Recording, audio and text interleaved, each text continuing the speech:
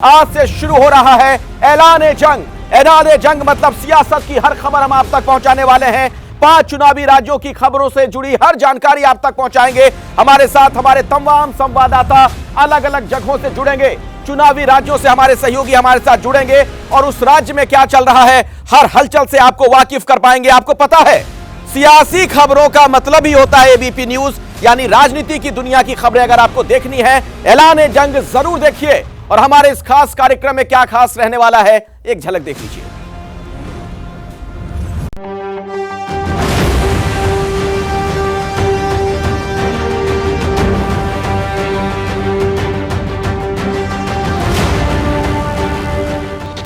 मध्य प्रदेश, राजस्थान समेत 5 राज्यों में कुछ दिनों बाद विधानसभा चुनाव का ऐलान हो जाएगा।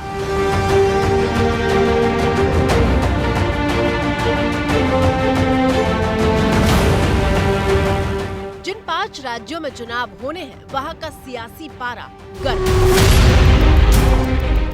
राजनीतिक पार्टियां अपने अपने हिसाब से तैयारियों में जुटी हुई हैं। चुनावी राज्यों का क्या है सियासी मूड, यही समझने और आप तक एक एक जानकारी पहुंचाने के लिए आज से एबीपी न्यूज पर शुरू हो रहा है स्पेशल चुनावी शो ऐलान जंग।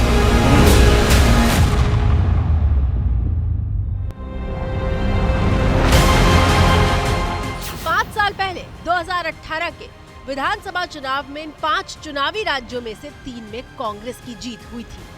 तेलंगाना में टीआरएस को सत्ता मिली थी जो अब बीआरएस बन चुकी है। एनडीए को सिर्फ मिजोरम में जीत मिली थी।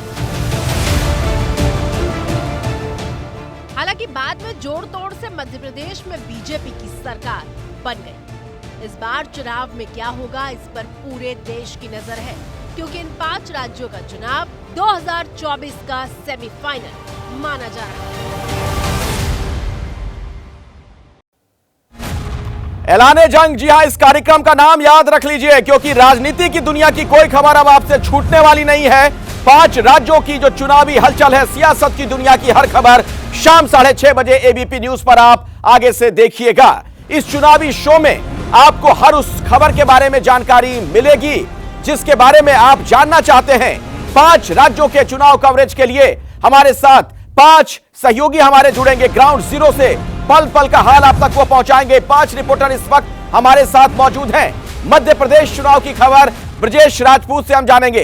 राजस्थान भी हम आपको लिए चलेंगे, चुनाव की खबर मनीष शर्मा आप तक पहुंचाएंगे। छत्तीसगढ़ चुनाव की खबर ज्ञानेंद्र तिवारी आप तक पहुंचाएंगे। तेलंगाना चुनाव की खबर पहुंचाने के लिए श्रीनिवास हमारे साथ जुड़ गए हैं और मिजोरम का हाल भी हम जानेंगे मनोज्ञा लोईवाल से। लेकिन सबसे पहले ब्रजेश राजपूत आपके पास आना चाहूंगा इस सवाल के साथ। ब्रजेश, ये बताइए कि मध्य प्रदेश का मूड क्या नजर आ रहा है, इस बार का चुनाव कुछ अलग दिख रहा है क्या?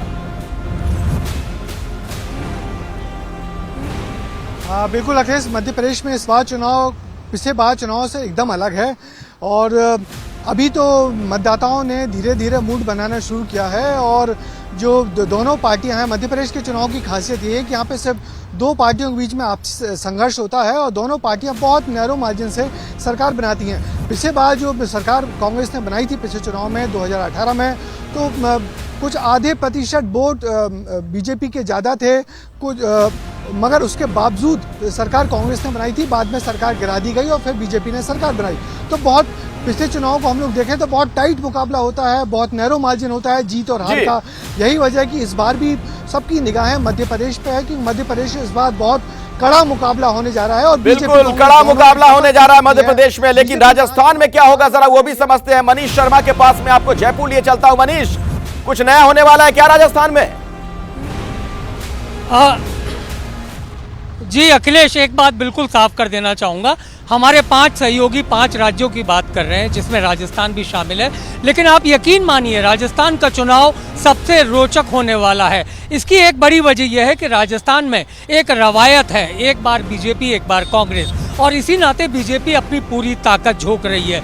लेकिन मुख्यमंत्री अशोक गहलोत जो राजस्थान है पूरे देश का सबसे बड़ा एकमात्र ऐसा राज्य है जहां पर कांग्रेस का शासन है और गहलोत इस शासन को छोड़ना नहीं चाहते, इसलिए हर दिन एक नई घोषणा यहाँ के मतदाताओं के लिए कर रहे हैं और ऐसे में बीजेपी और कांग्रेस का सीधा मुकाबला होने वाला है। देखना ये होगा क्या रवायत कायम रहती है या गहलोत की जो जन घोषणाएं हैं उनका कहीं असर देखने बिल्कुल, को और इस पर मिलता आप है। नजर जी बनाकर अखिलेश। रखिएगा मनीष, और खबर दर्शकों तक हम पहुंचाएंगे। और अब छत्तीसगढ़ में चलता हूं, हमारे साथ हमारे सहयोगी ज्ञानेंद्र तिवारी जुड़ गए हैं। ज्ञानेंद्र, छत्तीसगढ़ में क्या होने वाला इस बार?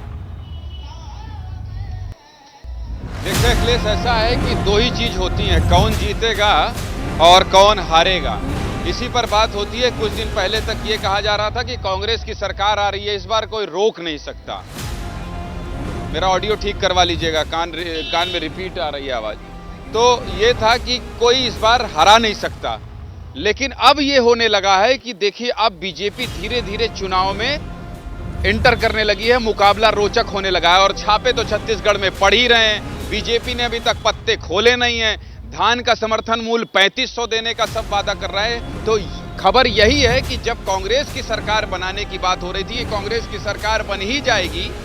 अब ये हो गया है कि नहीं भाई, थोड़ा सा बीजेपी मैदान में आ गई है तो चुनाव चढ़ेगा और मजा तो आने वाला है। छत्तीसगढ़ में भी एक तरफा चुनाव नहीं रह गया अखिलेश। बिल्कुल, तो मजा आने वाला है, लेकिन तेलंगाना में क्या होने वाला है श्रीनिवास से समझते हैं। श्रीनिवास, तेलंगाना का इस बार क्या समीकरण दिख रहा है आपको? अखिलेश देखिए, ये कह सकते हैं कि बिल्कुल नया नवेला सा राज्य है। सिर्फ 10 साल, तकरीबन 10 साल पूरे हुए हैं 2000, और ये आप कह सकते हैं तीसरा चुनाव है तेलंगाना का। और मैं ये बताऊं कि अन्य राज्यों से सियासत यहाँ बहुत आगे चल रही है।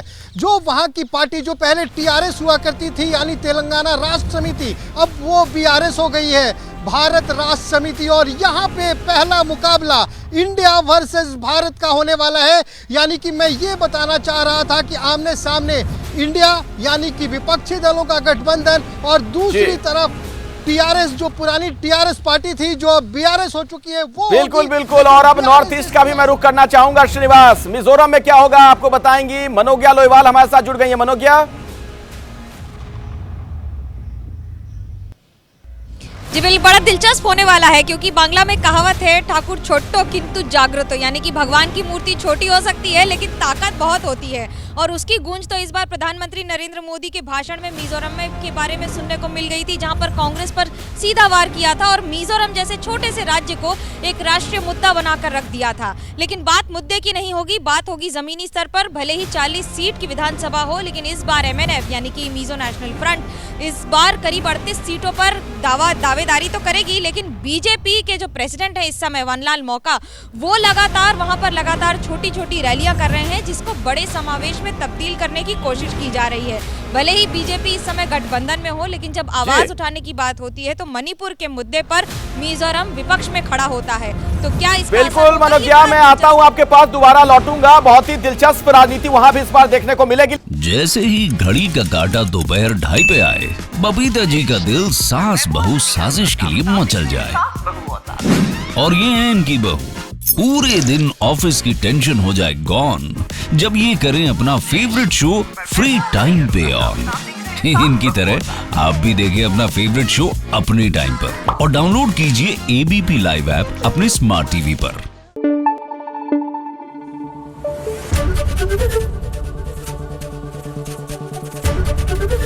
एबीपी न्यूज आपको रखे आगे।